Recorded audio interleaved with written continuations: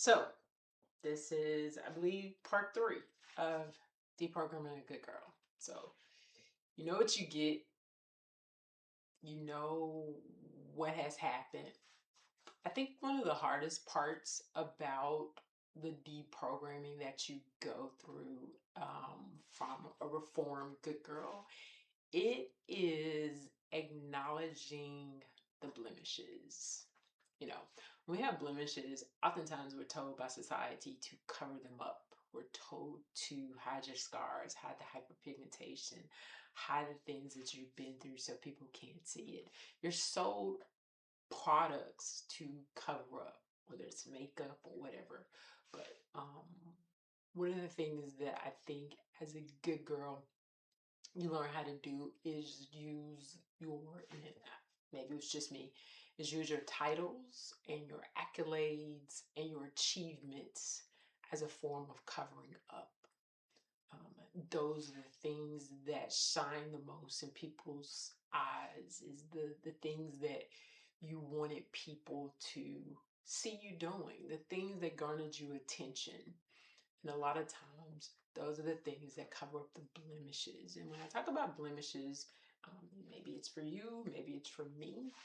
Um, Blemishes can look like insecurities. Blemishes can look like the fear of rejection. Blemishes can look like the fear of abandonment. Blemishes can look like neglect that you may have endured, not just physical neglect, but also emotional neglect.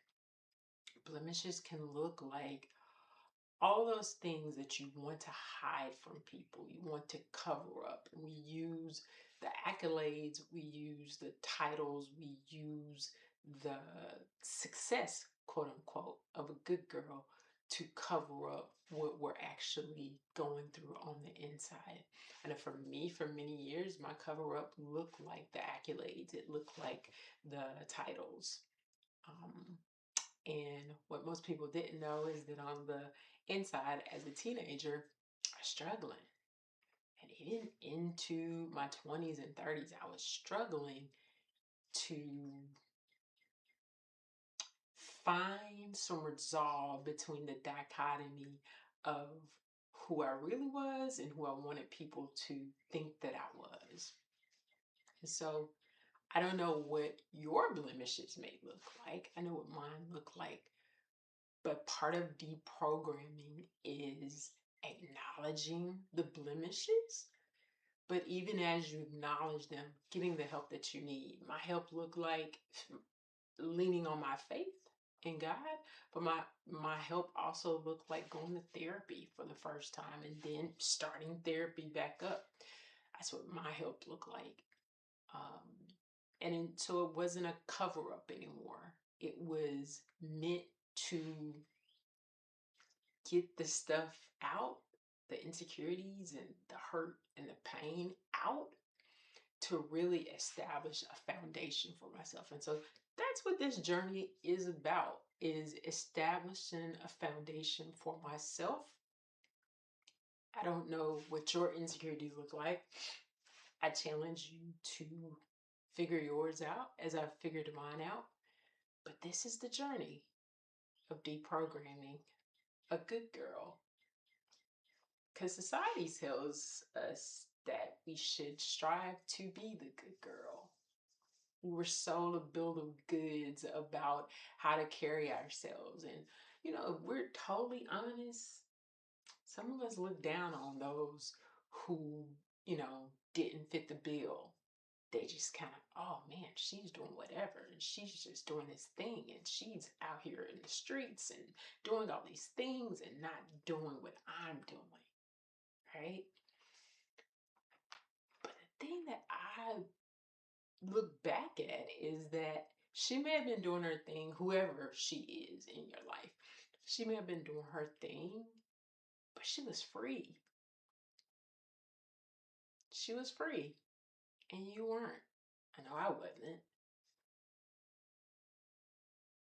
Because we thought we had to be something that we were not in order for the people around us to love us. And so the things that we use to cover up become attention getters to say, hey, do you see me? Do you hear me? Because nobody wanted to see the blemishes. Or is it that we were afraid if they saw the blemishes, they wouldn't want us anymore, or we wouldn't be lovable, we wouldn't be desirable to people? That's the journey. So that's the part that we have to dig into, is uncovering the blemishes, acknowledging them for what they are, and seeking out help. Whatever your help looks like. It may be talking to a friend, it may be journaling. I know for me, like I said, it was my faith and therapy. Jesus and therapy go a long way in my book. Whatever yours may look like, I hope you find it. On this journey together. Peace.